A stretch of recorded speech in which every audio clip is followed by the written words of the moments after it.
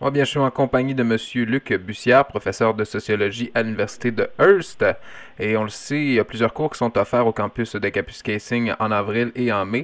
Et il y en a un que c'est la mort et ses rites d'hier à aujourd'hui. Donc, qu'est-ce que ce cours a de particulier cette année? Oui, je dirais peut-être deux choses, Philippe, deux choses. D'abord, le thème à l'étude de la mort, puis aussi le format du cours, qui est un cours qu'on appelle un cours en bloc intensif. Si on parlait d'abord du thème du cours, la mort, c'est peut-être pas le sujet le plus populaire. Non, en effet, on pourrait dire ça. On pourrait se demander pourquoi on offre un cours sur la mort si on cherche à avoir des inscriptions. Là, c'est peut-être pas ça qui est le plus vendeur à première vue, mais on pourrait même dire que non seulement c'est pas populaire la mort, mais c'est un sujet presque tabou dans notre société, là. Mais en même temps, moi, je me dis, ça touche tout le monde, un jour ou l'autre. Puis le problème, c'est qu'avec la mort, il n'y a jamais de bon moment pour en parler. C'est un sujet important.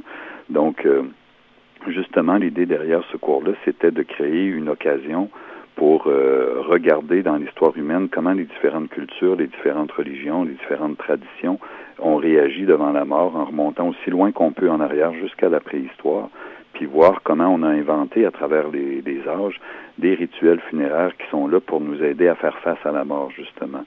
Puis on va justement aussi se demander dans le cours comment ça a évolué dans le temps jusqu'à aujourd'hui en se concentrant sur la société canadienne là, dans la deuxième partie du cours pour voir comment même dans certains cas ces rituels funéraires-là qui étaient supposés nous aider à faire face à la mort sont en train de disparaître. Dans certains cas, on apprend la mort de quelqu'un puis on apprend que les gens ont décidé de faire des dispositions directes, donc de ne pas faire ni d'exposition du corps ni de funérailles. Donc, qu'est-ce que ça veut dire dans le fond? La grande question derrière le cours, pour résumer, c'est pourquoi devant la mort on fait des rites funéraires et aussi pour qui ces rites-là sont importants.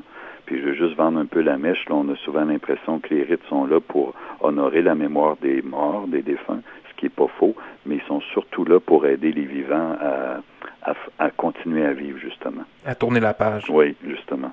Et que dire maintenant du format du cours? Ça fait longtemps qu'on entend parler, mais qu'est-ce que ça signifie là, un cours en bloc? OK. Un cours en bloc, ça veut dire un cours qui est intensif, qui est donné, dans mon cas, c'est sur 3 fins de semaine.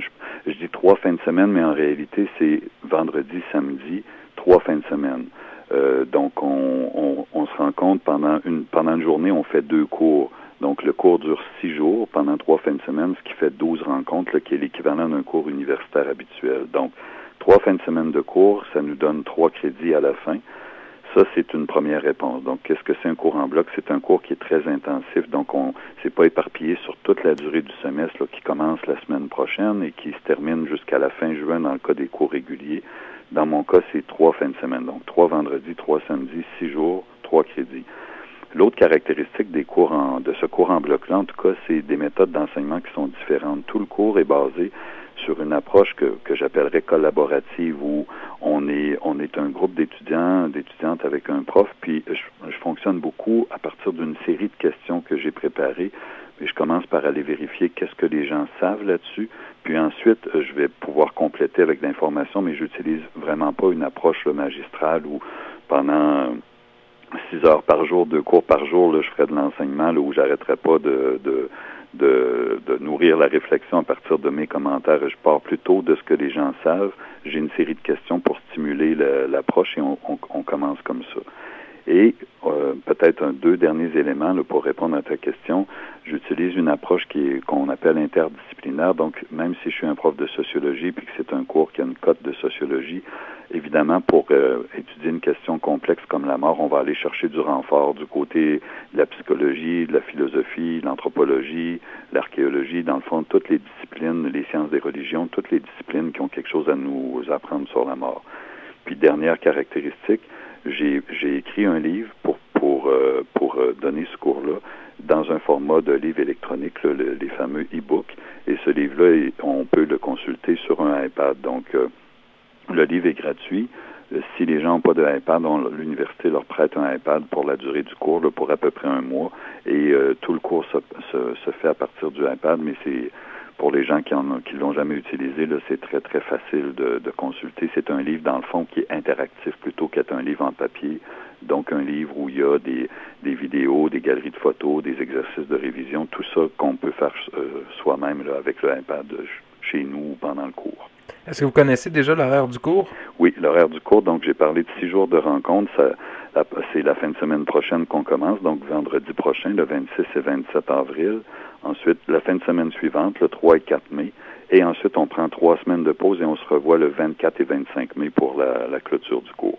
Et en terminant, que faut-il savoir là au sujet de l'inscription? La date limite pour s'inscrire est vendredi prochain, donc la date où le cours commence.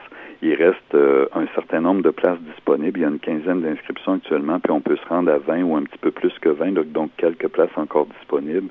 Et peut-être aussi indiquer aux gens qu'il y a des gens qui veulent suivre le cours pour les crédits et tout ça, mais on peut aussi le suivre comme ce qu'on appelle auditeur ou auditrice libre, donc simplement pour notre intérêt personnel, à ce moment-là, de ne pas avoir à faire des évaluations, mais on n'a pas les crédits à ce moment-là, mais tout dépendant de nos besoins, ça peut être quelque chose d'intéressant aussi. Merci beaucoup, M. Bussière, professeur à l'Université de Hearst. C'est moi qui vous remercie.